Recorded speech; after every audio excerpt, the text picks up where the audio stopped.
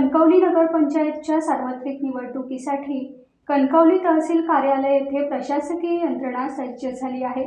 या निवडणुकीसाठी निवडणूक निर्णय अधिकारी म्हणून तहसीलदार दीक्षांत देशपांडे काम पाहत असून सहाय्यक निवडणूक निर्णय अधिकारी म्हणून नगरपंचायतीच्या मुख्याधिकारी गौरी पाटील काम पाहत आहेत। नगराध्यक्ष व 17 नगरसेवक पदांसाठी ही निवडणूक होत असून कणकवली शहरातून एकूण 13,278 मतदार मतदानाचा हक्क बजावणार आहेत। तहसीलदार कार्यालयात उमेदवारी अर्ज दाखल करण्यासाठी 17 प्रभागांकरता 4 टेबल, नगराध्यक्ष पदासाठी 1 टेबल, तर पावती व अनामत रक्कम भरण्यासाठी स्वतंत्र टेबल लावण्यात आले आहेत। तसेच अर्ज तपासणीसाठीही कर्मचारी तैनात करण्यात आले।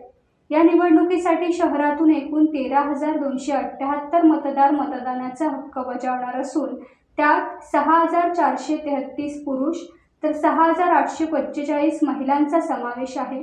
प्रभाग क्रमांक 1 मध्ये 898 मतदार, प्रभाग क्रमांक 2 मध्ये 782, प्रभाग क्रमांक 3 मध्ये 580, प्रभाग क्रमांक 4 मध्ये 672, प्रभाग क्रमांक 5 मध्ये 791, प्रभाग क्रमांक 6 मध्ये 783, प्रभाग क्रमांक 7 मध्ये 1123, प्रभाग क्रमांक 8 मध्ये 820, प्रभाग क्रमांक 9 मध्ये 862, प्रभाग क्रमांक 10 मध्ये 748, प्रभाग क्रमांक 11 मध्ये 658, प्रभाग क्रमांक 12 मध्ये 975, प्रभाग क्रमांक 13 मध्ये 780, प्रभाग क्रमांक 14 मध्ये 706, प्रभाग क्रमांक 15 मध्ये 514, प्रभाग क्रमांक 16 मध्ये 872, तर प्रभाग क्रमांक 17 मध्ये 714 मतदार आहेत।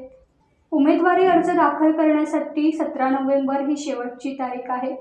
सोमवारी उमेदवारी अर्ज दाखल करण्याच्या पहिल्या दिवशी एकही अर्ज दाखल झालेला नाही।